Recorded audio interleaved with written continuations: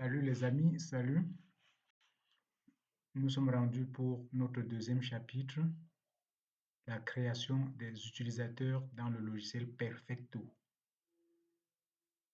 Alors, nous allons aller directement, nous allons nous rendre dans le logiciel. Salut les amis, j'espère que vous allez bien. Je vous présente aujourd'hui une nouvelle vidéo sur la série consacrée au logiciel Perfecto. Dans la précédente vidéo, nous avons appris à installer le logiciel Perfecto. Dans cette vidéo-ci, je vais vous apprendre à créer des utilisateurs et aussi à créer des mots de passe sur le logiciel Perfecto. Je vous invite à liker cette vidéo, à vous abonner à la chaîne afin de recevoir les prochaines vidéos sur la formation de Perfecto. Pour ce chapitre, nous allons vous montrer pas à pas la création des utilisateurs et des mots de passe. Tout de suite, nous avons déjà installé le logiciel. C'était ici. Donc, nous allons ouvrir le logiciel.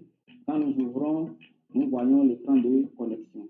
L'écran de connexion que nous voyons nous met ici en rouge la licence que vous avez achetée. Si vous avez éventuellement acheté une licence, vous allez voir la licence. Ensuite, il y a aussi les informations de connexion, c'est-à-dire l'utilisateur, le nom d'utilisateur que vous allez mettre et le mot de passe. Par défaut, le nom d'utilisateur c'est SP, le mot de passe c'est rien. Donc, il faut simplement valider. En validant, nous entrons dans un nouvel écran. C'est l'écran de l'intégrateur, l'intégrateur de Perfecto. Vous allez bien voir l'intégrateur Perfecto. Et le nom est encore ici, intégrateur Perfecto. Donc, arrivé dans l'intégrateur, pour créer un utilisateur, nous allons dans définition, utilisateur. Par défaut, nous avons trois utilisateurs, dont SP est celui qui a tous les droits, sur le logiciel. Maintenant, pour en créer un autre, vous allez cliquer sur Insérer. Vous mettez le code de l'utilisateur. Par exemple, DF, ou dit directeur financier. Mais voilà. Ensuite, on va mettre directeur financier.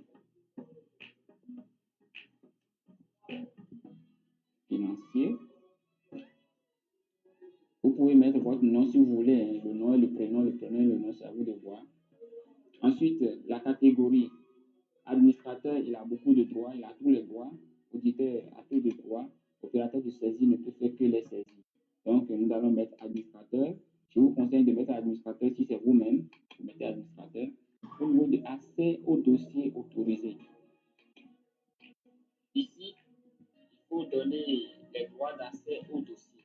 Un dossier dans Perfecto est composé de logiciels et de sociétés. Nous avions dit que le logiciel Perfecto comprend plusieurs modules.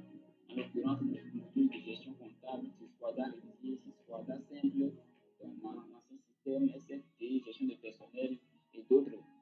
Donc, c'est ici qu'il faut autoriser certains logiciels. Pour autoriser tous les logiciels, nous mettons étoile. Mettons étoile, tous les logiciels sont autorisés. Étoile dans Perfecto signifie tout. Chaque fois que vous mettrez étoile quelque part dans Perfecto, cela signifie que vous mettez tout. Vous dites et dans Perfecto, ça fait espace. Donc, si vous voulez utiliser le logiciel comptabilité révisée et le logiciel gestion de personnel, vous allez faire CR espace PP. Donc, nous allons autoriser tous les logiciels.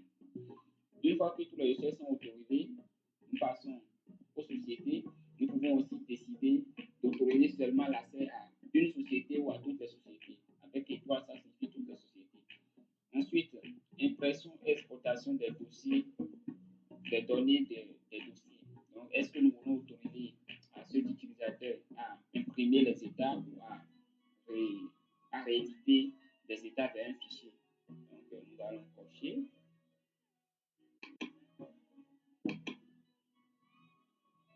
Donc, ici, il y a d'autres droits que vous pouvez attribuer.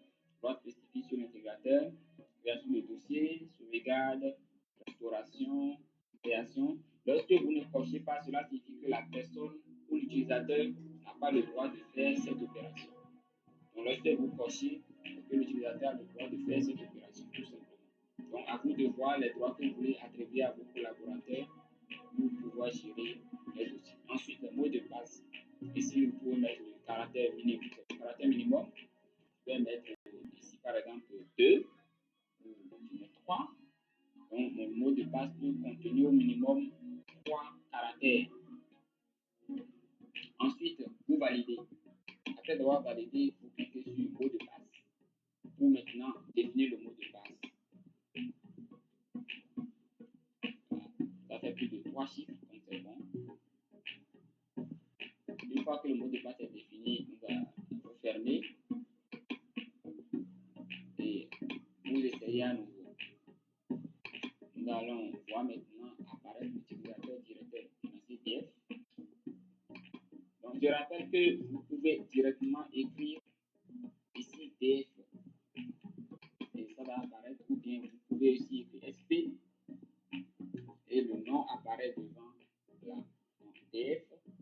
Et si nous essayons de valider la zone mot de passe, nous allons mettre le mot de passe que nous avons mis tout à l'heure et voilà. C'est la fin de cette vidéo. Je vous remercie de m'avoir suivi et n'oubliez pas de cliquer sur la cloche de notification, de vous abonner à la chaîne pour recevoir les prochaines vidéos. Mettez en commentaire tout ce dont vous avez besoin. Abonnez-vous, likez la vidéo, partagez-la. Créatez contact.